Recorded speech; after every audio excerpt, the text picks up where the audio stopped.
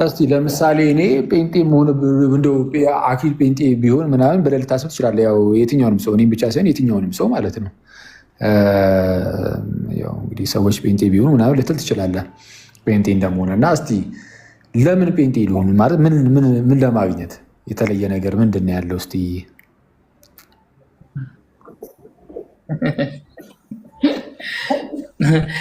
ከዚህ የበለጠ ጴንጤ መሆን ምን አለ ወንድሜ አኬ?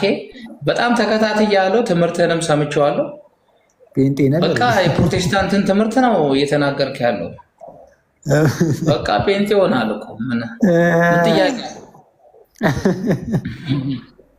ኧረ ጋይስ ምን ተሻለ? እኔ እንደውም ፖስት ሁሉ አድርጌያለሁ። ያንተ የሚገርም እኮ ነው የተናገርከው ቃል በሙሉ 100% ተቀብዬዋለሁ። አሁን ለምሳሌ የሆነ ነገር ስናገር ምናልባት እንግዲህ አንተም የምትቀበለው ነገር ሆኖ ሼር አድርገው ሊሆን ይችላል። ግን ደግሞ እኔ ከምናገራቸው ውስጥ የማትቀበላቸው ደግሞ በጣም በርካታ ነገሮች ደግሞ ይኖራሉ። እንደምታውቀው እኔ በጣም ብዙ ነገሮችን ለምሳሌ አሁን እሱ ልክ ነው፣ ምንም ጥያቄ የለውም። ከዛ አንጻር አሁን ያው ግልጽ ነው መቼስ ጴንጤ እንዳሉንኩ አንተም ታውቀዋለህ። እና ግን እስቲ አሁን ጴንጤ ቢሆን አክሊል ብለህ አሁን ባለበት ሁኔታ ኖርማል ነው የሆነው የኔ ማለት ጴንጤ መሆን አይጠበቅብኝም።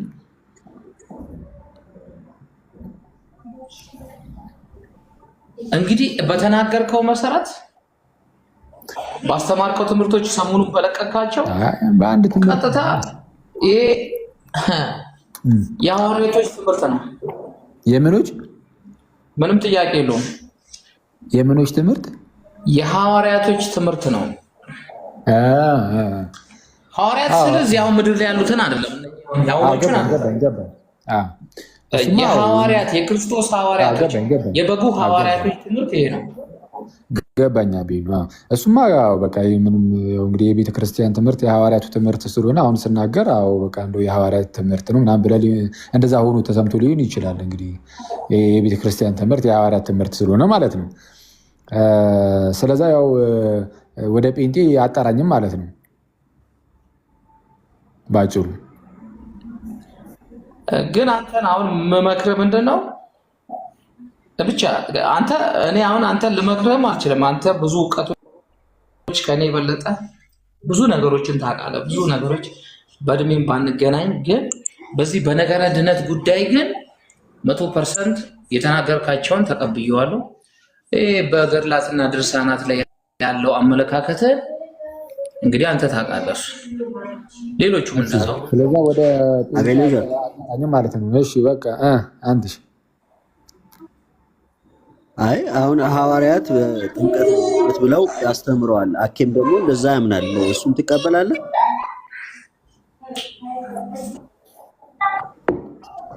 ስለዚህ እንደዚህ እናድርገው። እንዲህ እናድርገው። እኔ ወደ ኦርቶዶክስ ለምሳሌ አንተ ብትመጣ ደስ ይለኛል። ለምን ትጠራኛለህ ብለህ ከጠየቀኝ ለዚህ ሊሆን ይችላል። አቤን እኔ ሲጀመር ኦርቶዶክስን ወዳታለሁ እኮ አኬ፣ ለሌሎቻቸውም ልንገራችሁ። ግን ትልቁ ችግር አንዳንድ ሰው ሰራሽ ትምህርቶች አሉና እሱ ነው ችግሩ። እኮ ልትወዳት ትችላለህ ቤተክርስቲያንን፣ ጥሩ ነው። ግን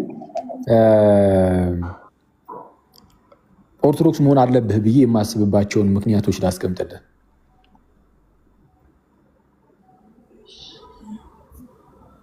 ኦኬ እስቲ እሺ፣ የመጀመሪያው ኦርቶዶክስ ቤተክርስቲያን እንደመሆኗ የጌታ ቤተክርስቲያን ስለሆነች እውነተኛ የጌታ ቤተክርስቲያን ኦርቶዶክስ ስለሆነች ልል ይችላሉ። ያው ሰው በጌታ ቤተክርስቲያን ውስጥ ሳይሆን መዳን ስለማይችል ወይም ቤተክርስቲያን የክርስቶስ አካሉ ከመሆኑ አንጻር ሰው በክርስቶስ አካል ውስጥ ሳይሆን መዳን አይችልም እንደምታውቀው። እና እውነተኛዋ የክርስቶስ አካል ደግሞ የክርስቶስ ቤተክርስቲያን ናት ብዬ ስለማምን እንደው በክርስቶስ አካል ላይ ሆኖ ህይወትን ቢያገኝ እላለሁ። ልክ ይሄ ከአንተ አካል ውስጥ ለምሳሌ አንዱ እጅ ተቆርጦ ቢወድቅ በራሱ ህይወት እንደማይኖረው ከአንተ ከአካል ውስጥ አንዱ ብልትህ ለምሳሌ እጅህ ተቆርጦ ቢወድቅ በራሱ ህይወት ሊኖረው አይችልም፣ ሙት ነው የሚሆነው። ልክ እንደዚህ ሁሉ ከክርስቶስ አካል ማለትም ከቤተ ክርስቲያን ውጭ የሆነ ሙት ነው። ስለዛ ህይወት የሆንልህ ዘንድ እንደው በክርስቶስ አካል ላይ ቢኖር በቤተ ክርስቲያን ላይ ቢኖር ብዬ አስባለሁ። ኦፍኮርስ እና ኦርቶዶክስ ቤተክርስቲያን ከመሆኑ አንጻር እንደው ብትመጣ ብዬ አስባለሁ። ለምሳሌ ከዚህ አንጻር ምን ታስባለህ?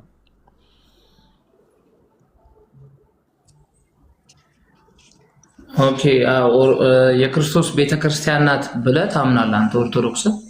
ጥሩ ቢሆን ደስ ይለኛል። እኔም አሁን ብጠይቅህ እንዴ በጣም ብጠይቅህ ብዙ ትምህርቶች አሉና ከመጽሐፍ ቅዱስ የሚያርቁ ብዙ ትምህርቶች አሉ። እናንተ አንተ ደግሞ ከእነሱ ትንሽ ወጣ ያልክ ስለሆነ እንዲሁ ስላየው እኮ ነው የገመገምኩት ነገር ስላለ ወጣ ያለ ነገር አንተ ጋር ምንድን ነው የክርስቶስን ወንጌል ምንም ሳይቀር ማለት ነው አንዲት ነገር ሳይቀር ተናግረሃል አሁን። ስለዚህ አንተ ከክርስቶስ መንግስት የራቅ አይደለህም ማለት ነው በእኔ እይታ። እስቲ እኔ ተናግሬው አሁን አንተ ከሰማኸው እኔ ተናግሬው ግን ቤተክርስቲያን የማትናገረው የሚመስል የትኛውን ነው? በጣም ጥሩ። በክርስቶስ ኢየሱስ በኩል ካልሆነ በስተቀር አሁን ክርስቶስን መካከለኛ አድርገዋል። አንተ የተናገርከው አሁን ሰሞኑን የለቀቃቸው ትምህርቶች ውስጥ መካከለኛ አስታራቂ በእርሱ በኩል ካልሆነ በስተቀር ወደ አብ መድረስ እንደማይቻል ስትናገር ነበርና አንዳንድ ኦርቶዶክሳውያን ደግሞ በድንግል ማርያም በኩል እንደሆነ ያስተምራሉ፣ ያምናሉ። አሁን እዚህ ውስጥም ሊኖሩ ይችላሉ። ከዚህ ውስጥ አሁን እስቲ ለምሳሌ ሊኖሩ ይችላሉ። አሁን ብትጠይቃቸው በክርስቶስ በድንግል ማርያም ቤዛነት ወደ አብ እንደርሳለን፣ ወደ ክርስቶስ እንደርሳለን ብለው የሚያምኑ አሉ። እና ይሄ ትክክል ያልሆነ ችግር የለም። ይሄ አረዳድ ትክክል አይደለም ብዬ አምናለሁ። እሺ አሁን ካልከው አንጻር እንግዲህ ክርስቶስ ኢየሱስ መካከለኛ ነው፣ አስታራቂ ነው፣ በክርስቶስ በኩል ወደ አብ መቅረብ የሚለው ሀሳብ በክርስቶስ ካልሆነ በቀር ሌላ በማንም ልንቀርብ አንችልም ምናምን የሚለው ሀሳብ የእመቤታችንን ምልጃ የሚነካ አይደለም። እሱን እንመጣበታለን። ግን ይህ አሁን ያልኩ ግን ክርስቶስ አስታራቂ ነው መካከለኛ ነው የሚለውን እኔ የማስተምረው ቤተክርስቲያን ግን የማታስተምረው ነው ወይ? አይ አይደለም። ቤተክርስቲያን ካላስተማረችው በቃ እኔ ፕሮቴስታንት ሆኛለሁ ማለት ነው። እኔ በራሴ የማስተምር ከሆነ የራሴ የሆነ ለብቻዬ ራሴ ላይ የሆነ ቸርች ከፍቻለሁ ያስብላል። እና እስቲ ምናልባት ግን እዚህ ውስጥ ለምሳሌ ኦርቶዶክሶች አሉ። ሐኑሲ የክርስቶስን መካከለኛነት ወይም አስታራቂነት ታምናለህ አታምንም?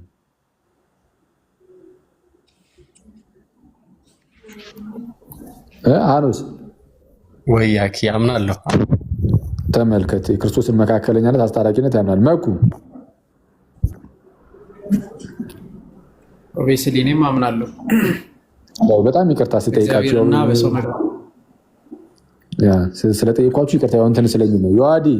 ዮሐዲ ወደ ማብራራቱ ይሄዳል። ጭራሽ ከቁርአን ሊጠቅስብህ ይችላል። እሱ ደግሞ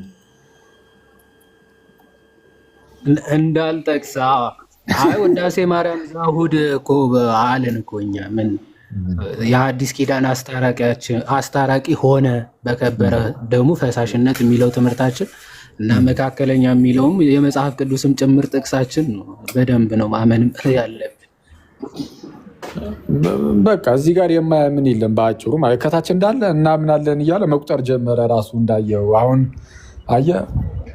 አንዴ ይቅርታ እንትና ዮሐዴም አሁን ሲናገር እንደሰማው ይሁን በቃ የዛሬው የእሑድ ውዳሴ ማርያም ላይ ለሐዲስ ኪዳንም አስታራቂ ሆነ በከበረ ደሙ ፈሳሽነት ወይም መፍሰስ ያመኑትንና ንጹሐን የሆኑትንም ወገኖች አነጻቸው እያለን ነው የምንጸልየው። እና በቃ የክርስቶስን አስታራቂነት የሚክድ ክርስቲያን የለም።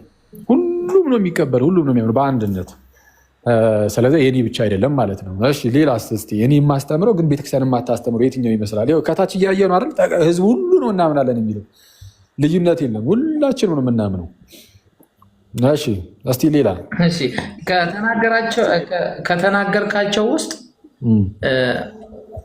ምንም ማንም ቢሆን ማለት ነው ድንግል ማርያምን ብትሆን ብለሃል። እዛ ውስጥ ከተናገርካቸው ውስጥ በድንግል ማርያምም አይልም ወደ አብ ልታደርስን አትችልም። እሺ ቀጥታ እንደዛ አይደለም ግን እሺ በወልድ በቀር ምንድነው በወልድ ካልሆነ በቀር ወደ አብ ልንደርስ አንችልም የሚለው ላይ በወልድ ካልሆነ አልኩኝ። በወልድ ካልሆነ በማርያም አይሆንም፣ በቤታችን በቅዱሳን አይሆንም፣ በመላእክት አይሆንም። ምን ማለት ነው ይሄ? የሰው ልጅ ሞቶ ወድቆ ነበረ። አሁን በሞትንበት ጊዜ ያኔ በወደቅንበት ከእግዚአብሔር ርቀን በነበርንበት ጊዜ ያ የራቅ ነው እነዛ ሰዎች እንደዛ ርቀን የነበር ነው እኛ ሰዎች አንዴ የማን የሚረብሸው ጸገነት ሚውት አድርጊው እህቴ ሚውት አድርጋት መኩዚ አሁን ደግሞ በደንብ ስሙ ልትጠየቁ ነው ጋይስ ይህን ነገር ታምናላችሁ አታምኑም የሚለውን በደንብ አድርጋችሁ ስሙ ያኔ በኃጢአታችንና በበደላችን ሙታን በነበርንበት ጊዜ ጋይስ አዳም ኃጢአትን በመስራቱ ምክንያት ሰዎች ሁሉ ከእግዚአብሔር ርቀው በሚኖሩበት በዛን ጊዜ በጨለማ ውስጥ በምንኖሩበት በዛን ጊዜ ከዚህ ከድቅድቅ ጨለማ ወደሚደንቀው ብርሃኑ እንግዲህ ተጠርተናል እንደምታውቁት እና ከዛ ሞት ውስጥ አደገኛ ሞት ውስጥ ወደ ህይወት መጥተናል እና እንዲህ አይነት ነገርን ያገኘ ነው ርቀን የነበር ነው ወደ እግዚአብሔር የቀረብ ነው ጠላቶች የነበር ነው የእግዚአብሔር ልጆች የሆን ነው በማን ነው በክርስቶስ በማርያም በቅዱስ ሚካኤል በማን እንዲህ አይነት ታላቅ በረከትን ያገኘ ነው በማን ነው ጋይስ እስቲ በማን ነው ይሄው ዝም ብለን ከታች እስቲ በብላችሁ በቃ በማርያም በክርስቶስ ይሄው በክርስቶስ ከሆነ በክርስቶስ ብቻ በማርያም ከሆነ በማርያም ብቻ በሚካኤል ከሆነ በሚካኤል በማን ነው ርቀን የነበር ነው ያኔ በበደላችን በኃጢአታችን ሙታን በነበርን ጊዜ በድቅድቅ ጨለማ ውስጥ ተጨንቀን ተጥለን በነበርንበት ጊዜ እግዚአብሔር እንዴት አድርጎ ነው ከዛ ከራቅንበት ቦታ እንዴት ነው ይሳበን እንዴት በማን ነው ይሳበን እያየ ነው አቤኑ በክንዱ ነው ይሳበን አዎ በክርስቶስ አለቀ በመቤታችን አይደለም የቀረብነው በክርስቶስ ደም በጌታችን በኢየሱስ ክርስቶስ ቀርበናል አንድ አለ እንትና የሚባል ቃዶሽ የሚባል ግን በማርያም ነው የቀረብነው እያለ ነው ፕሮቴስታንት ነው በማርያም ነው የቀረብኩት እያለ ነው ምን ይሻላል የምር ነው እግዚአብሔርን ቃዶሽ የሚባል ፕሮቴስታንት ነው እሱ ብቻውን በማርያም ነው የቀረብነው እያለ ነው አሁን ይሄ ምን ነው የሚያሳየው መሰለ አሁን አቤኔዘርን የሚያታለሉት እንደነዚህ አይነት ጴንጤዎች ናቸው ምንድነው ቤተክርስቲያን ምን እንደምታስተምር ያው እናውቃለን እንረዳዋለን ግን እንዲታወቅ አይፈለግም በፕሮቴስታንት ውስጥ አሁን አቤኔዘር ሆን ብሎ እንደዚህ ያደረገ ነው ብዬ አይደለም እንደዛ ብዬ አላምንም ግን ሆን ብሎ ግን አንዳንድ ሰዎች ልክ አሁን እንደጠራው አይነት ወንድሞች ምን ያደርጋሉ አይ ቤተክርስቲያን እንደዚህ አታስተምርም ክርስቲያኖችም እንደዚህ አያምኑም ለማለት እንደዚህ ተመሳስለው ገብተው በማርያም የሚል ነገር ይጨምራሉ አየህ በቃ አሁን ሰው ይኸው በማርያም ነው ብለው የሚያስተምሩት ብሎ እንዲያስብ ማለት ነው እና ይሄ የጌታ ጠላት መሆን ነው ሰው የቤተክርስቲያን ጠላት ከሆነ የኢየሱስ ጠላት ነው ልክ ማን ነው ጳውሎስ እንደተባለው ነው አይደል ጋይስ አንድ ወቅት ላይ ጳውሎስ ማንን ያሳድድ ነበረ ክርስቲያኖችን ያሳድድ ነበረ ሰማዕቱ እስጢፋኖስ በሚገደልበት ጊዜ እዛ ጋር ተባባሪ ሆኖ የሰዎችን ጨርቅ ይጠብቅ ነበር የወጋሪዎችን ማለት ነው በኋላ ላይም ደግሞ ከዚህ ከኢየሩሳሌም የሚነሳና ወደ ደማስቆ ይሄዳል ምን አውጥቶ የማዘዣ ፈቃድን ይዞ የማዘዣ ፈቃድን ተቀብሎ ማለት ነው እንዳለ በመንገድ ላይ የሚያገኛቸውን ሁሉ እያሰረ ለማምጣት እና ያሳድዳል ማለት ነው እንዳለ ወደ ስር ለመወርወር ምን ለማድረግ ለማሰቃየት እና በዛን ወቅት ላይ ጌታችንና መድኃኒታችን ኢየሱስ ክርስቶስ ግን በዚህ በደማስቆ ላይ ተገለጠለትና ሳውል ስለምን ታሳድደኛለህ የመውጊያውን ብረት ብትቃወም በአንተ ላይ ይብስብሃል አለው እንዴ ሳውል ስለምን ታሳድደኛለህ ጌታ ኢየሱስ ጳውሎስን ለምን ታሳድደኛለህ አለው ጳውሎስ ክርስቶስን አሳዶት ነበር አዎ ነበረ እንዴት የት አግኝቶት እንዴ ኢየሱስ በአብ ቀኝ ተቀምጦ የለም እንዴ በክብሩ ልትሉ ትችላላችሁ ትክክል ነው ጌታ ኢየሱስ በክብር ከፍ ብሎ አድርጎ በእግዚአብሔር ቀኝ በአባቱ ቀኝ ተቀምጧል ግን በምድር ላይ የዚህ ክርስቶስ ሁሉን በሁሉ የሚሞላ ነው እንደምታውቁት እና ሁሉን በሁሉ የሚሞላው የዚህ የክርስቶስ ሙላቱ የተባለች ቤተክርስቲያን ግን በመሬት ላይ አለች በምድር ላይ አለች ያችን የክርስቶስን አካል ወይም ሙላቱ የተባለችውን አካሉን ማሳደድ ኢየሱስ ክርስቶስን ማሳደድ ነው ስለዚህ አንዳንድ ሰዎች ምንድነው በጣም የቤተክርስቲያን ጠላት ከመሆናቸው የተነሳ ሳያስቡት የክርስቶስም ጠላት መሆናቸው በዛው ነው የሚታወቀው እና ቤተክርስቲያናችን የምታስተምረው ይህንን ነው ርቀን የነበርነው እኛ የቀረብነው በእግዚአብሔር ምሕረት ልጁ ኢየሱስ ክርስቶስን ልኮልን በእርሱ በኩል ነው የሳበን። ኦኬ ልጁ ኢየሱስ ክርስቶስን ላከልን እና ልክ እንዴት ነው የራቀን ነገር ለማቅረብ ክንድህን እንደምትጠቀመው ምንድነው በኢሳያስ ላይ እንደተናገረው የገዛ ክንዱ መድኃኒትን አመጣችለት እንደተባለ የገዛ ክንዱን ይህም ቃሉን ማለትም ልጁን ኢየሱስን ላከና ርቀን የነበርነውን እኛን አቀረበን። እግዚአብሔር አስቀድሞ ዓለማትን ሲፈጥር ሰዎችን እኛን ሲፈጥረን በሚካኤል አልፈጠረንም፣ በማርያምም አልፈጠረንም። ሰዎችን ሲፈጥር በልጁ ነው የፈጠረው። ዓለማትን በፈጠረበት በልጁ በዚህ ዘመን መጨረሻ ለእኛ ተናገረን እንደተባለ ማለት ነው። ሰዎችን ሲፈጥር በልጁ ነው የፈጠረው። ሰዎች ሲወድቁም ያደሳቸው በልጁ ነው፣ ያዳናቸው በልጁ ነው። ስለዛ እንዲህ የዳነው ህዝብ ደግሞ ከዳነ በኋላ ይህ ህዝብ ምን ያደርጋል? አንዱ ለአንዱ ይጸልያል። ያኔ የቅዱሳን ምልጃ ይመጣል እንጂ የሞተ ሰው ከሞት ወደ ህይወት የሚመጣው በማንም አይደለም፣ በክርስቶስ ኢየሱስ ብቻ ነው። እስቲ ሌላስ ምን ይመስልሃል? እስቲ እኔ የማስተምረው ግን ቤተክርስቲያን የማታስተምረው ስለ የክርስቶስ አስታራቂነት፣ መካከለኛነት፣ ያለ እርሱ ወደ እግዚአብሔር ልንቀርብም እንደማንችል ርቀን የነበርን ሰዎች ያለ እርሱ ወደ እግዚአብሔር ልንቀርብ እንደማንችል የሁላችንም እምነት ነው። የሁላችንም እምነት ነው። እሺ ሌላ እስቲ ምን ይመስልሃል? እስቲ ሌላ እንደው ቤተክርስቲያን የማታስተምረው ወይ ዮሐዴን አንድ ከሃይማኖት አበው አጭር እንትን ላንብብለትና አሁን ከአባታችን በቪዲዮ ሰምቷል። አሁን ደግሞ ከሃይማኖት አበው የቅዱስ ቄርሎስ ሲሆን አጭር ንባብ ሃይማኖት አበው ቅዱስ ቄርሎስ በዚህ ጉዳይ እኔ ምንም ጥያቄ የለኝም።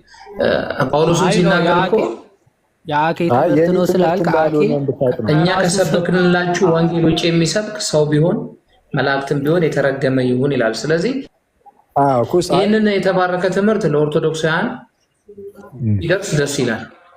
የኦርቶዶክስ ገና ከጅምሩ የኦርቶዶክስ እምነት ነው። ይሄ ከእናንተ በፊትም አቤል ፕሮቴስታንት ሳይመጣ በፊትም የእኛ ትምህርት ነው እያለን እኮ ነው። እስቲ አንብብልን፣ እስቲ አንድ አንብብልን። አቤል ይቅርታ ወንድሜ አንብብ እስቲ። አልገባም። ይሄ ወንጌል ይሰበክ ሌላ ጥያቄ የለኝም። በዚህ መጀመሪያ እንደዚህ ለማንበብ ያልፈለገን ነው እኛ። ይቅርታ አቤል እንደዚሁ ማንበብ ፈልገን ነው እኛ። እሺ ገድላትና ድርሳናትን ምንድነው? አንድ አቤኑ ተረጋጋ እንጂ ወንድማችን ምን ሆነ ነው እንዲህ? ምን ሆንክ ወንድማችን? ከዚህ በፊት የተሞላችሁት ማይንዲስ ወረደ እንዴ? ባይወርድ አሪፍ ነበር። አያችሁ የሆነ ከዚህ በፊት የተሞሉት ማይንድ ሴት አለ። ትምህርቱ ትክክል እንደሆነና ቤተክርስቲያን እንደምታስተምረው ካወቁ ኦልሬዲ በፕሮቴስታንት የሚጸናላቸው ሰው የለም። ስለዚህ ምንድነው ማድረግ ያለባቸው?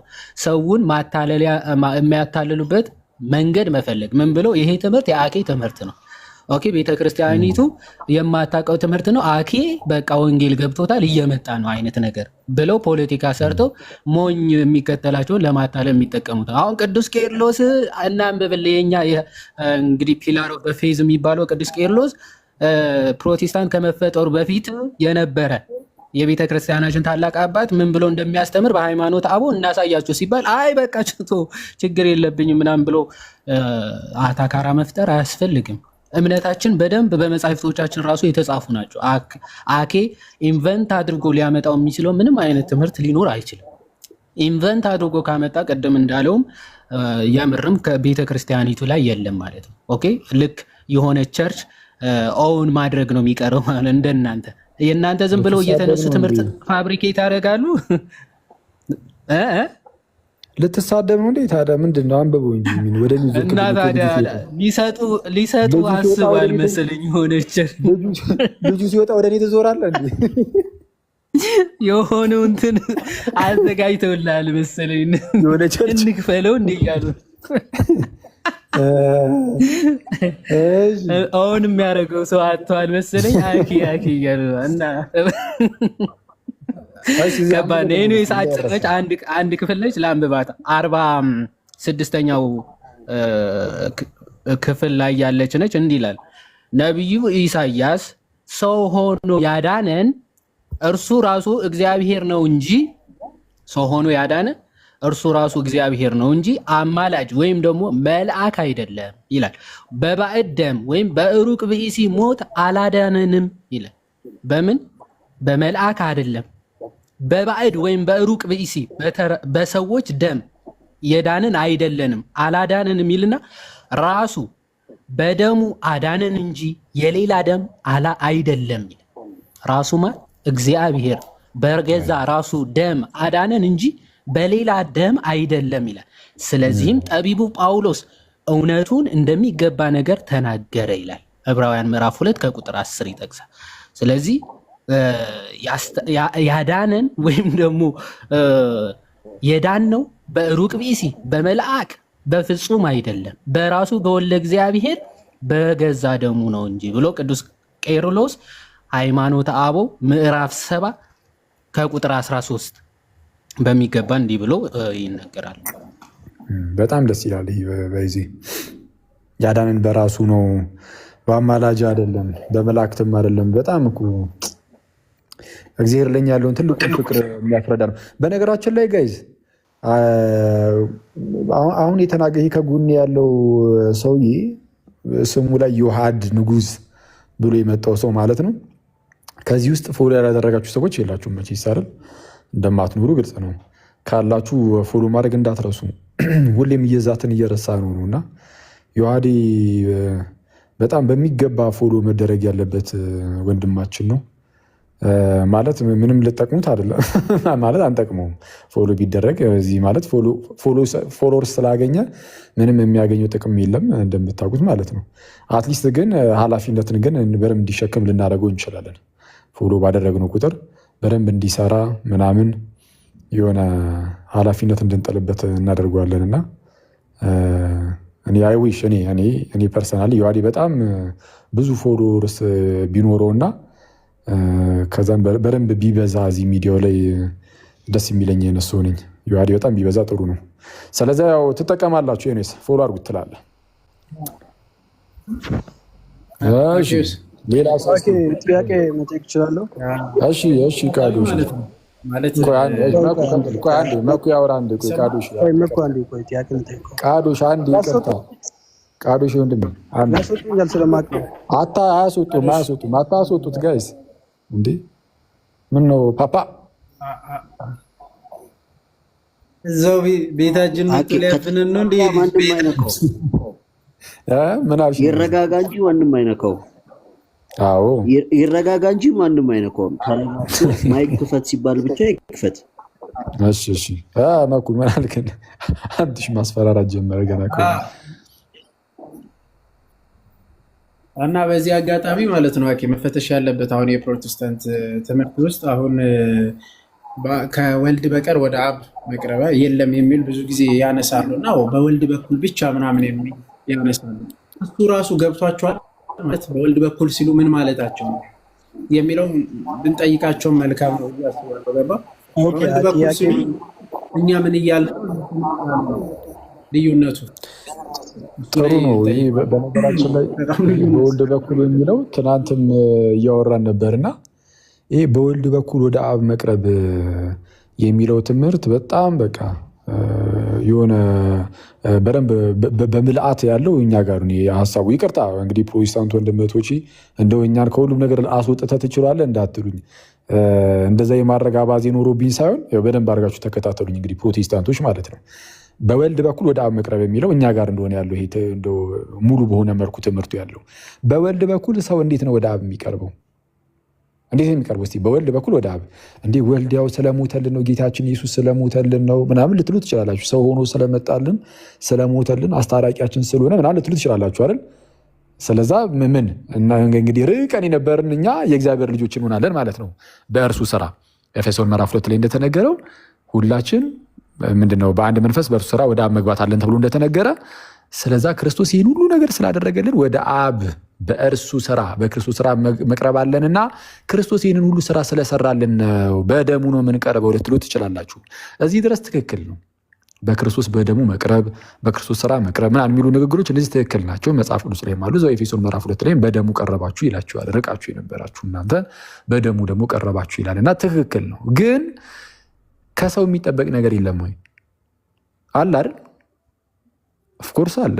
አንዳንዶች ይሄ የመጀመሪያዎቹ እነ ሉተር እነ ካልቪን ምናምን ነፃ ፈቃድንም ስለተቃወሙ እነሱን ተዋቸውና አትሊስት ግን ጴንጤ ወንድመቶቼ አንድ ሰው ቢያንስ ማመን የለበትም ይህን ነገር ለማግኘት አስቀድሞ ማለት ነው። አስቀድሞ ከእርሱ ያ ሰው ወንጌልን ሰምቶ አይ በቃ አሜን እሺ ብሎ መፈለግና መፍቀድ ከዛ አሜን ብሎ መቀበል አለበት የለበትም? አለበት ብላችሁ እንደምትመልሱ መቼስ አልጠራጠርም። እምነትማ ያስፈልጋል ማለታችሁ አይቀርም። ግን እምነት ብቻ ግን አይደለም የሚያስፈልገው፣ ጥምቀት ያስፈልጋል። ለምሳሌ ኧረ አያስፈልግም ትሉን እንዴት እንደሚያስፈልግ ላሳያችሁ። በወልድ ስራ ወይም በክርስቶስ ኢየሱስ ስራ ወደ አብ የምትቀርቡት ከክርስቶስ ጋር አንድ በመሆን ነው። ባጭሩ ክርስቶስ የእግዚአብሔር ልጅ ነው። እንደምታውቁት ርቃችሁ የነበራችሁ እናንተ ርቀን የነበርን እኛ መተን ከክርስቶስ ጋር አንድ ስንሆን ክርስቶስ የእግዚአብሔር ልጅ ስለሆንን ርቀን የነበርነው እኛም በክርስቶስ በኩል የእግዚአብሔር ልጆች እንሆናለን። ተመልከቱ ጋይዝ፣ ክርስቶስ የእግዚአብሔር ልጅ ነው። እኛ ደግሞ ሩቆች ነን፣ የሞትን ነን። ሩቅ የነበርነው እኛ የእግዚአብሔር ልጆች የምንሆነው የእግዚአብሔር ልጅ በሆኑ በክርስቶስ በኩል ነው ብለናል። ሰው እንዴት ነው ይህንን ልጅነት የምናገኘው ከተባለ ከክርስቶስ ጋር ስንት በመሆን አንድ በመሆን ልክ ከጌታ ጋር ይሄ የእግዚአብሔር ብቸኛ ልጅ የተባለው የእግዚአብሔር አንድያ ልጅ የተባለው ክርስቶስ ጋር መተህ ስትጣበቅ ወይም ከእርሱ ጋር አንድ ስትሆን በክርስቶስ በኩል የእግዚአብሔር ልጅ ትሆናለህ። በክርስቶስ በኩል ወደ እግዚአብሔር ቀረብክ። አየው፣ ክርስቶስ ሕይወትን የሚሰጥ ነው። ክርስቶስ ለዓለም ሁሉ የሚያበራ ነው ተብሏል። ዮሐንስ ወንጌል ምዕራፍ 1 ቁጥር 5 ተመልከቱት። ስለ ብርሃን ሊመሰክር ስለመጣው ስለዛ ስለ ዮሐንስ ስለ መጥምቁ ዮሐንስ ይናገራል። እርሱ ስለ ብርሃን ሊመሰክር መጣ እንጂ እርሱ ግን ብርሃን አልነበረም፣ እርሱ ራሱ ግን ብርሃን አልነበረም ይላል።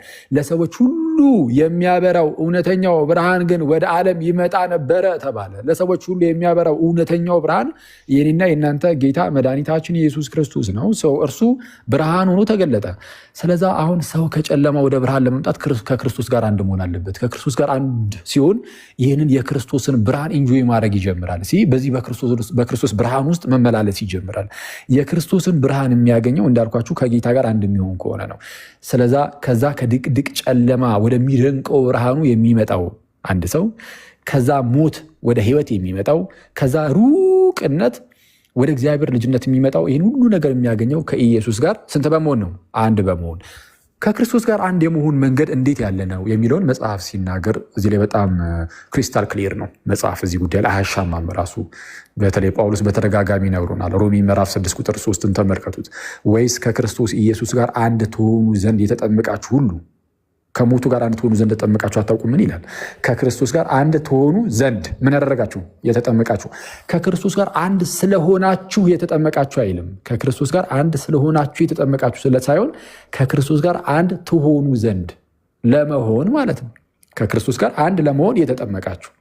በገላትያ ምዕራፍ 3 ቁጥር 27 ላይም ከክርስቶስ ኢየሱስ ጋር አንድ ትሆኑ ዘንድ የተጠመቃችሁ ሁሉ ክርስቶስን ምን ብላችኋል? ለብሳችኋል። ክርስቶስን የለበሱት የተጠመቁ ናቸው። የተጠመቁት ደግሞ ከክርስቶስ ጋር ስንት ለመሆን? አንድ ለመሆን። ሰው ሲጠመቅ ከሆነ ከጌታ ጋር አንድ የሚሆነው ከጌታ ጋር አንድ በመሆኑ ውስጥ ከሆነ ደግሞ ወደ አብ መቅረብ ያለው እንግዲያውስ በወልድ በክርስቶስ ኢየሱስ ወደ አብ መቅረብ የሚገኘው በዚህ በታላቅ ምስጢር ውስጥ ነው። በዚህ በጥምቀት ውስጥ ነው። ሰው በክርስቶስ ወደ አብ መቅረብ በወልድ ወደ አብ መቅረብ ውስጥ ምን አለ? ለምሳሌ ጥምቀት አለ። ፕሮቴስታንቱ ጋር ስትሄዱ ደግሞ ለምሳሌ ጴንጤ ወንድምቶቼ አይ ጥምቀት ምንም ከጌታ ጋር አንድ የምንሆንበት አይደለም የምንድንበት አይደለም የሚል ትምህርት አላችሁ እንደምታውቁት። ስለዛ የምትድኑበት ካልሆነ ከጌታ ጋር የምርም አንድ የምትሆኑበት ካልሆነ እንግዲያውስ በክርስቶስ በኩል ወደ አብ መቅረብን እስካሁን አላገኛችሁም፣ አታገኙምም። በእንደዚህ አይነት እምነት ውስጥ አይገኝም። ምክንያቱም የሚገኘው በዚህ ሲሆን ይህንን ደግሞ ክዳችሁታል። ያለ እምነት ደግሞ አታገኙትም። የምትክዱትን ነገር አይሰጣችሁም እግዚአብሔር እየካዳችሁት እንደዚሁ የሚሰጥ አይደለም። እምነት ግዴታ ነው። ያለ እምነት ደስ ማሰኘት አይቻልም ተብሎ እንደተነገረ በዕብራውያን ምዕራፍ 11 ቁጥር 6 ላይ ቁጥር 4 ወይ ቁጥር 6 ላይ እና ያለ እምነት የሚሆን ነገር የለም። ስለዛ በክርስቶስ ወደ አብ መቅረብ የሚለው ከዚህ አንጻር ላይ ይገባል ነው። ያ ቀጥሉ። እግዚአብሔር ይስጥልን፣ ቃሎት ያሰማልን። ኬብስ ማለት በዚህ ላይም አሁንም በድጋሚ ይህ እንዳይረሳ ማለት ነው። ብዙ ጊዜ ቅድምም አንስተሃል እና ሉተራኖች ቅዱስ ቁርባንና ጥምቀትን ያው እንደ እንትን ሊቀበሉ ይችላሉ እና እዛት ቫሊድ ማለት ቫሊድ መሆኑና አለመሆኑስ አይወሰንም ወይ?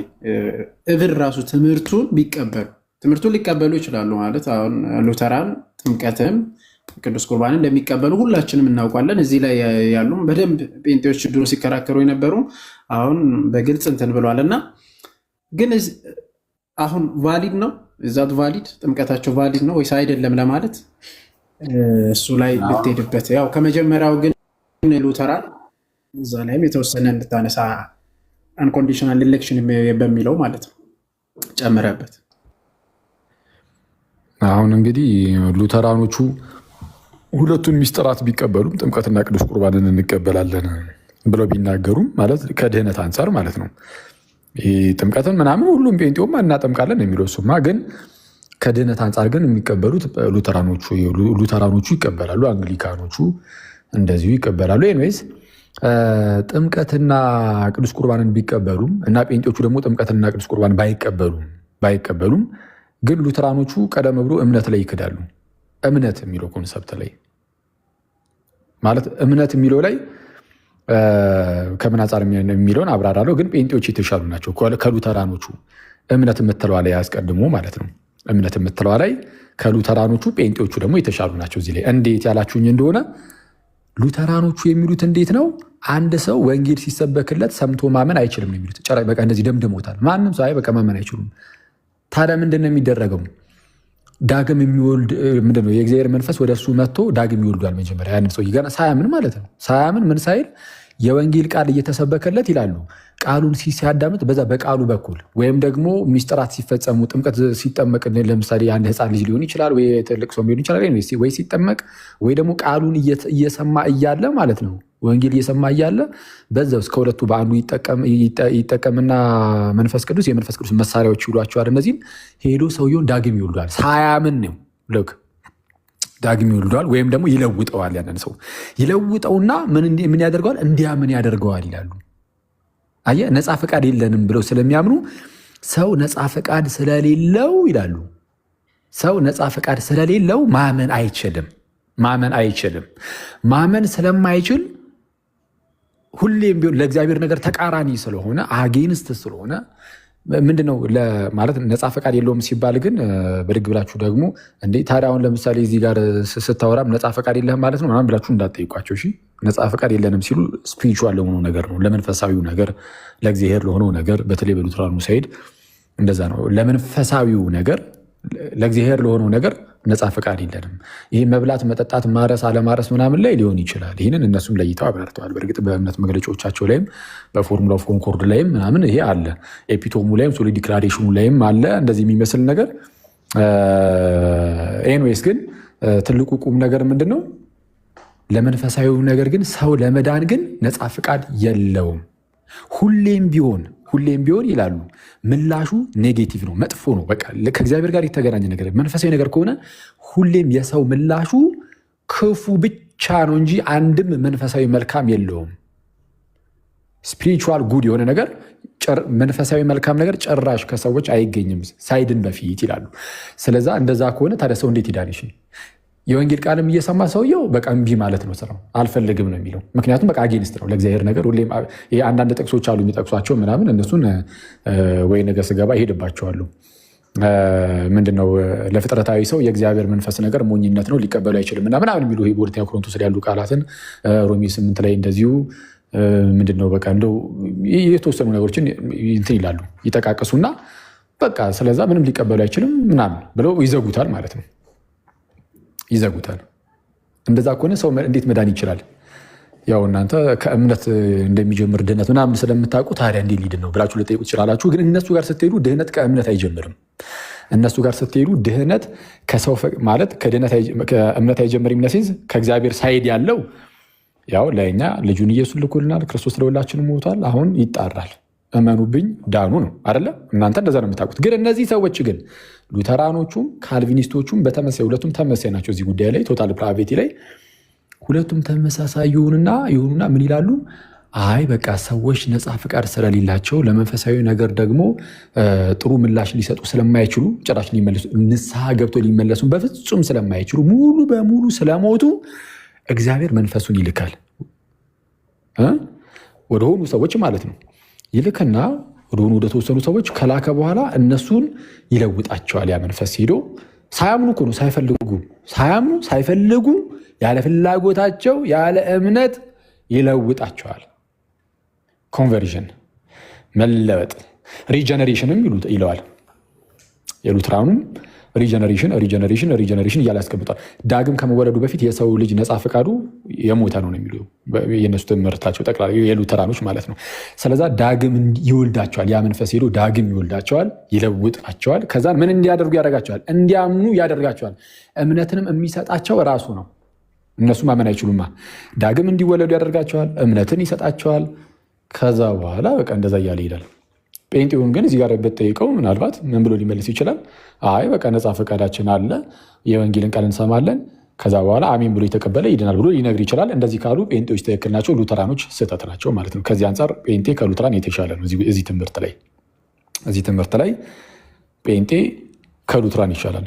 ከዛን አለፍ ብለህ ስትሄድ ነው ደግሞ በጥምቀት ውስጥ የእግዚአብሔርን ጸጋ እንቀበልም ደግሞ ብሎ ደግሞ ጴንጤው ሙሉ በሙሉ ሲክድ፣ ሉተራኑ ደግሞ አይ የእግዚአብሔርን ጸጋ እንቀበላለን ይላሉ። የእግዚአብሔርን ጸጋ እንቀበላለን ይላሉ። ያኔ ደግሞ ሉተራኖች በእጅጉ የተሻሉ ይሆናሉ ማለት ነው። ቅዱስ ቁርባን ላይም እንደዚሁ። ታዲያ ግን ሉተራኖች ምንም እንኳን ጥምቀት ለድህነት ነው፣ ቅዱስ ቁርባንም ልክ እንደዚሁ እውነተኛ የጌታ ስጋና ደም ነው ምናምን ቢሉም ሳክረመንቱ ቫሊድ ይሆናሉ? አይሆንም።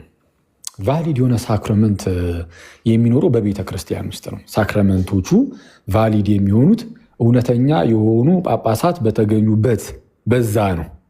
ስለዛ የሐዋርያዊ ቅብብሎሹን ጠብቆ ከጥንት ጀምሮ የመጡ እነዛ ምንድነው በዛች ቤተክርስቲያን ውስጥ የስ ቫሊድ የሆነ ሳክረመንት ይኖራል። ግን ያለ አፖስቶሊክ ሰክሴሽን ያለ ሐዋርያዊ ቅብብሎች ብድግ አድርገህ ጥምቀት ያድን አላው እያልክ ስታጠምቅ ብትውል አይታወቅም። ይሄ ድንገት ዋተር ዴይ አክብረ ልትለየት ትችላለህ።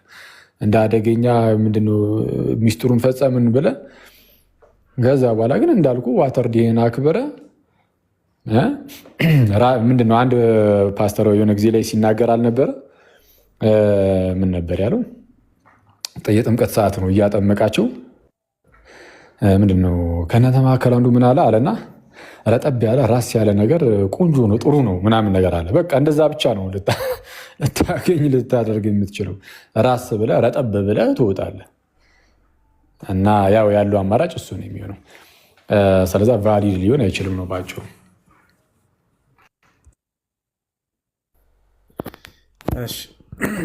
እግዚአብሔር ይስጥልን፣ ቃሎት ያሰማልን። አኪዮስ እየታየኝ አይደለም፣ ሰዎች አድርጉና ማንም እየታየኝ አይደለም። ጋርና ወንድሞች ሰላም ይበል። አሮ ነው ምንም እየታየኝ ነገር የለም። ማን ግባ ይባል ምንም አይታየም። ጥቁር ብቻ ነው የሚታይ። አንተ ብቻ ነው የምትታይ። በነገራችን ላይ ሁሉም ጥቁር እዚህ ጋር ያለ መልካም ታይተዋል እና ደስ ይበል። መብራቱን አጥፋው እስቲ። እንትን በነገራችን ላይ ይሄ የጥምቀቱን ነገር ቆጵርያኖስ እንዴት ያስረዳል መሰለ? ይሄ ከቤተ ክርስቲያን ውጭ ያለው ጥምቀት ያድናል አያድንም የሚለው ጉዳይ ላይ ቆጵርያኖስ በመልኩ የሚያስቀምጠው ሴፕሪያን የኑህ ሰዓትን ያነሳና ለምሳሌ ምንድነው የጴጥሮስን ይጠቅሳል። መጀመሪያ ጴጥሮስ ጥቂቱ የማን ድምፅ ነው? አንተ ጋር ነው መኩ አይደለም? የምን እንቁራሪት ይዘን የገባው በቅዱስ ሚካኤል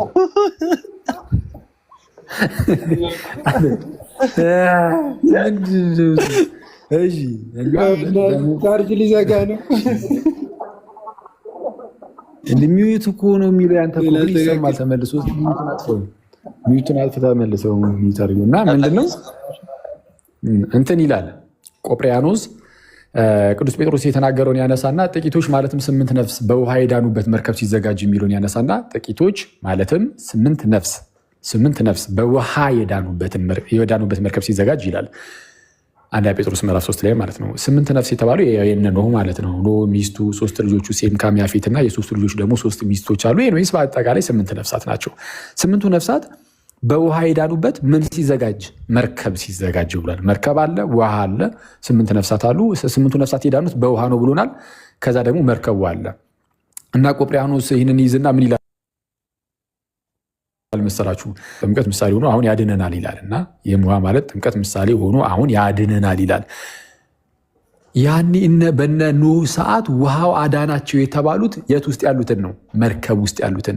ልክ እንደዚህ ሁሉ አሁንም ጥምቀቱ የሚያድናቸው የት ያሉትን ይላል? ቤተ ክርስቲያን ያሉት። መርከቢቱ የቤተ ክርስቲያን ምሳሌ ናትና እያለ ያስቀምጣል። እና ልክ እንደዛ ማለት ነው። እና እስቲ ጋዲና ዮባ ምናምን መጥተዋል። ሰላም ይበሉንና ከአዶሽ የምትለው ነገር ካለ እንቀጥላለን። ፍትህ ለቃዶች ሰላም ይበሉን ድምጻቸውን።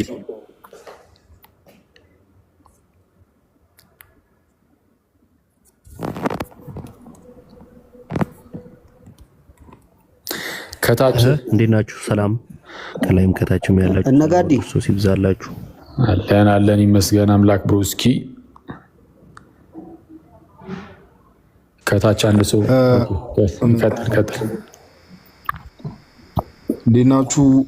ሁላችሁም ገስት ላይ ያላችሁ ሰዎች፣ ታችም ያላችሁ መኩዚ፣ አኪዮስ፣ ዮሐዴ፣ ናቱ፣ ተፈጸመ ሚል፣ አንተሽ፣ ቃዶሽ፣ ዮባ፣ ታችም ያላችሁ ክርስቲያን ወንድሞች እናቶች ሁላችሁንም ሰላም ብያለሁ። እንዴት ዋላችሁ?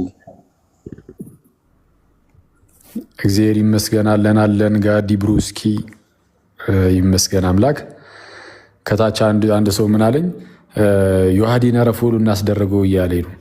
አሁን የገባው መሰለኝ፣ ግን ጥሩ ነው። ከአንተ ጋር አብሮ አሁን የገቡ ሰዎች ኖሩ ይችላሉ። እና ዮሐዴን ፎሎ ማድረግ እንዳትረሱ። ዮሐድ ንጉስ ይላል።